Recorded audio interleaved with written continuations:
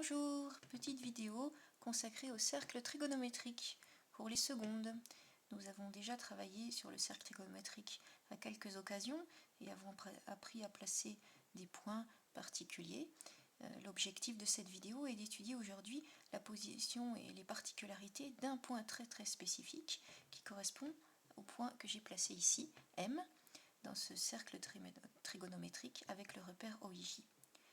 Je rappelle que le point M, ici, a été obtenu en découpant le cercle trigonométrique en 6 parts absolument identiques. Pour découper le cercle en 6 parts égales, eh bien, il faudra découper le demi-cercle en 3 parts égales. Nous avons ici un angle plat qui mesure donc 180 degrés. Et pour le découper en 3 parts égales, il faudra faire 3 angles de 60 degrés. Ce qui signifie que cela fait apparaître à cet endroit-là un triangle équilatéral. Et c'est ce que nous avons utilisé avec l'utilisation du compas. Nous avons fait apparaître ce triangle équilatéral.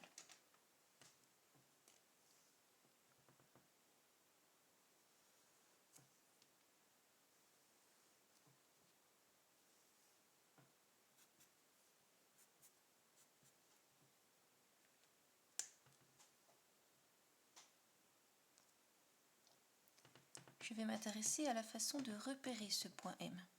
Et pour le repérer, je vais avoir deux possibilités. Soit je le repère grâce au repère orthonormé OIJ qui a permis également de construire le cercle trigonométrique, puisque je rappelle que ce cercle doit être de centre l'origine du repère et de rayon la même unité que le repère. Donc nous pouvons repérer le point M par ses coordonnées abscisse X, ordonnées Y. Nous essaierons de les trouver tout à l'heure.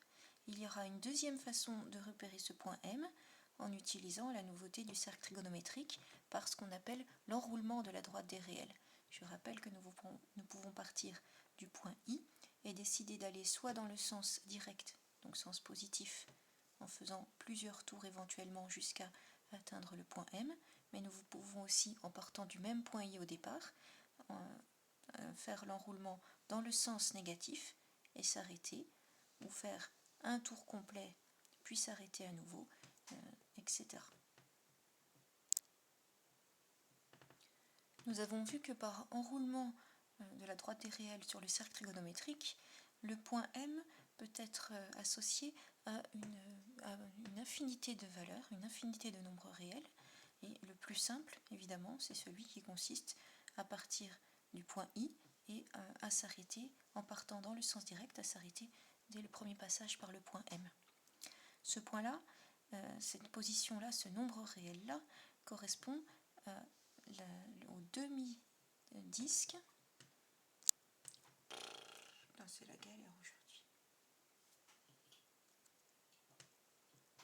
Je rappelle pour ceux qui ne s'en souviendraient pas que cette position-là, par enroulement, correspond à la valeur pi sur 3. Rappelons que le cercle complet, puisque le rayon est une unité, le cercle complet a une longueur de 2π, que nous voulons partager en 6 parts égales. Autrement dit, le demi-cercle a une longueur de π que nous voulons partager en 3 parts égales, ce qui a été fait ici. Et donc ici, nous avons une part sur les 3, c'est-à-dire π divisé en 3, π sur 3. Ça, c'est la première position, le nombre le plus simple possible pour atteindre m en partant dans le sens direct. Nous pouvons toujours, en partant dans le sens direct, atteindre m en faisant déjà un tour complet, c'est-à-dire 2π, et en rajoutant le π sur 3. Donc vous vous souviendrez, je pense, que nous obtenons ainsi le nombre 7π sur 3. Il est également possible de partir dans le sens négatif, et nous avions déjà observé qu'en allant dans le sens négatif, nous obtenions en premier nombre dans les négatifs, moins 5π sur 3. Je rappelle qu'il est possible de faire également un tour complet avant d'atteindre le point M, ce qui donnait la valeur moins 11π sur 3, etc. etc. La liste là est infinie et je vais m'arrêter ici pour ces différentes possibilités. Donc une première façon de repérer le point M, c'est d'utiliser ce principe de l'enroulement. Et je garderai particulièrement la valeur la plus simple à utiliser pour positionner le point M, qui est la valeur π sur 3. On va maintenant s'intéresser à repérer le point M, cette fois-ci dans le repère orthonormé, en essayant d'identifier son abscisse et son ordonnée. Pour l'abscisse, c'est très facile, puisque grâce au fait que nous avons un triangle équilatéral, en prenant ici la perpendiculaire, nous savons que nous arrivons exactement, cette perpendiculaire étant la hauteur dans le triangle équilatéral, mais ce sera aussi la médiatrice par exemple, donc nous savons que nous arrivons exactement au milieu de la base OI. Ce qui fait que I ayant une abscisse de 1, en arrivant ici au milieu, l'abscisse du point M fait exactement la valeur 1,5. Il reste à identifier maintenant son ordonnée, que nous obtiendrons ici, et que nous allons essayer de calculer grâce au théorème de Pythagore. L'abscisse de M faisant 1,5, il reste à déterminer son ordonnée, que j'ai nommée ici Y. Nous constaterons ici que nous avons affaire à un triangle rectangle. Nous avons déjà repéré l'abscisse du point M qui fait 1,5, ça veut dire qu'ici nous avons une longueur de 1,5. Et nous cherchons ce côté-là. Nous connaissons l'hypoténuse, puisque nous sommes dans le cercle trigonométrique. L'hypoténuse ici correspond au rayon du cercle trigonométrique, c'est-à-dire une unité.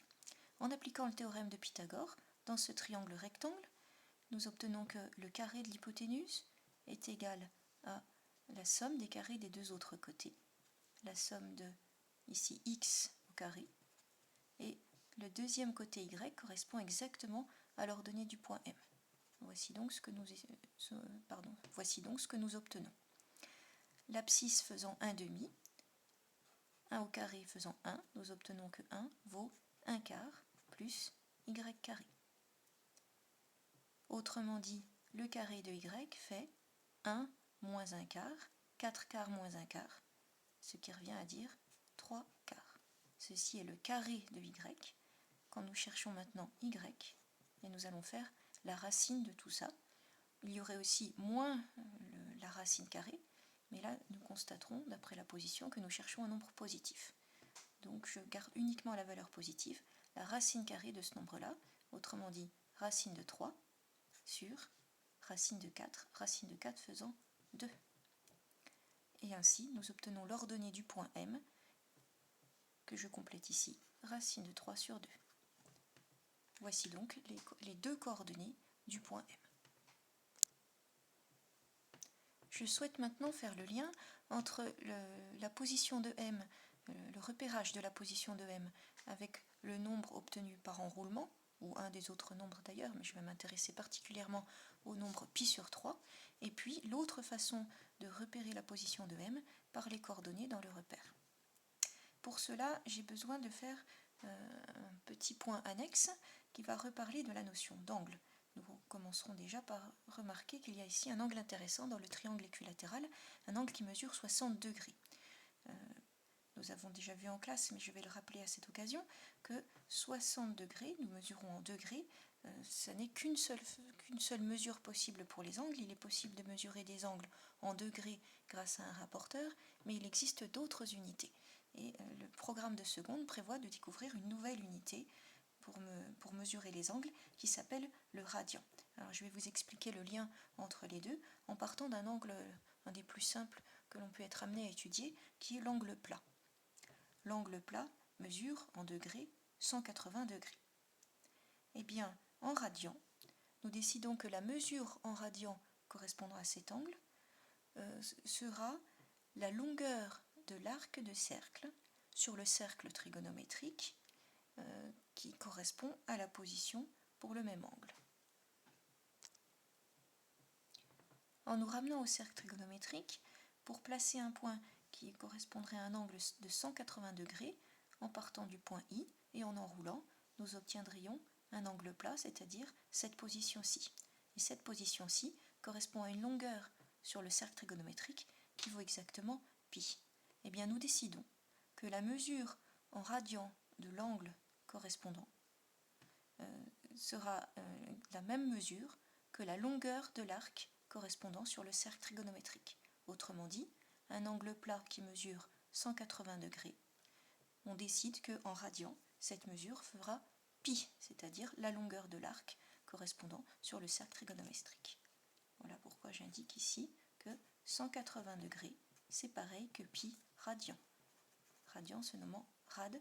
Éventuellement, nous avons le droit d'écrire pi sans mettre aucune unité derrière. Cela voudra bien dire pi radian. Si maintenant nous revenons à notre triangle équilatéral, nous avions identifié ici un angle de 60 degrés. Eh bien, nous constaterons qu'en convertissant nos degrés, 180 degrés faisant pi radian, les 60 degrés, le 180 degrés a été divisé en 3 parts égales, eh bien le pi radian a été également divisé en 3 parts égales. Et nous constaterons aisément que 60 degrés correspond exactement à pi sur 3 radians. Reparlons maintenant du triangle rectangle obtenu précédemment et utilisé tout à l'heure dans la démonstration en faisant appel à Pythagore.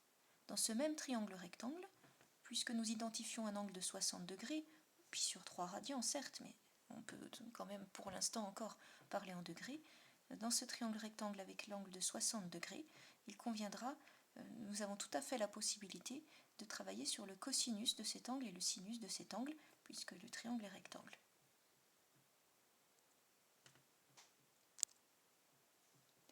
Retournons voir le triangle rectangle que nous avions utilisé tout à l'heure. Tout à l'heure, nous l'avons utilisé avec le théorème de Pythagore. Nous pouvons maintenant utiliser d'autres propriétés des triangles rectangles vus au collège. Puisque nous connaissons l'angle de 60 degrés, nous pouvons avoir l'idée d'utiliser le sinus ou le cosinus de cet angle, éventuellement la tangente, mais ici, ce sera le sinus et le cosinus qui m'intéresseront. Pour ce faire, rappelons que le cosinus d'un angle, et particulièrement ici un angle, je note encore un radian pour l'instant, qui mesure 60 degrés, correspond au côté adjacent sur hypoténuse. Rappelons que le cosinus d'un angle, en particulier l'angle de 60 degrés ici, donc cosinus 60 degrés pour l'instant, est égal au côté adjacent sur l'hypoténuse. Le côté adjacent ici fait, nous l'avons calculé tout à l'heure, 1/2. Et l'hypoténuse vaut 1 dans notre cercle trigonométrique. L'hypoténuse du triangle rectangle, encore une fois, est le rayon du cercle trigonométrique. 1/2 divisé par 1, bien je laisse tout simplement 1/2. Et nous arrivons au résultat important que certains connaissaient peut-être, que le cosinus de 60 degrés fait 1/2. Et le lien avec la position que nous avons étudiée tout à l'heure, eh bien c'est que les 60 degrés, ça c'est la mesure exprimée en degrés, mais si nous décidons de l'exprimer en radians, nous pouvons dire que 60 degrés, cet angle-là mesure aussi pi sur 3 en radians. Soit nous notons pi sur 3 rad, soit simplement nous mettons pi sur 3, ça voudra bien dire pi sur 3 radians. Donc il convient ici d'écrire la chose suivante. Le cosinus pi sur 3, c'est-à-dire un angle qui mesure pi sur 3 radians, aura pour cosinus la valeur 1/2. Voilà un résultat qu'il va être important de connaître, particulièrement pour les élèves qui vont aller en S l'année prochaine. Deuxième calcul que nous pouvons faire toujours dans ce triangle rectangle avec l'angle de 60 degrés ou pi sur 3 radians.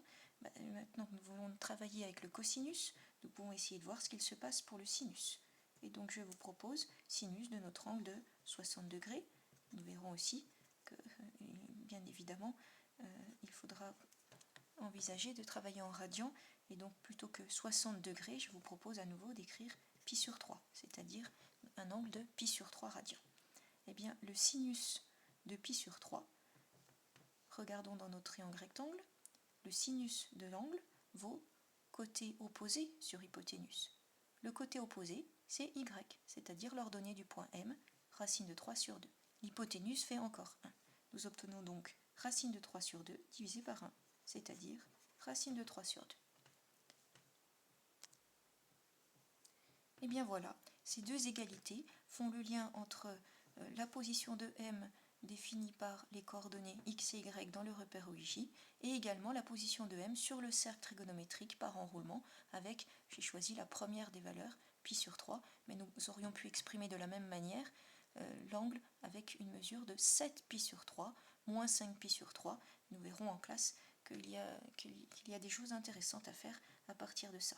Donc voilà les deux choses à retenir, et nous travaillerons très prochainement avec d'autres angles. Pour l'instant, vous retiendrez que le cosinus de pi sur 3 vaut la valeur exacte 1,5 ou 0,5, et le sinus de pi sur 3, valeur un petit peu plus délicate à retenir et très très importante à savoir par cœur pour l'année prochaine, le sinus de pi sur 3 fera racine de 3 sur 2.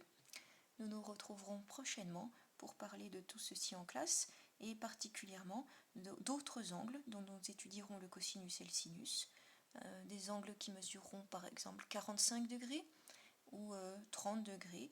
Nous verrons l'expression en radian et la valeur exacte du cosinus et du sinus. Voilà, cette vidéo est terminée.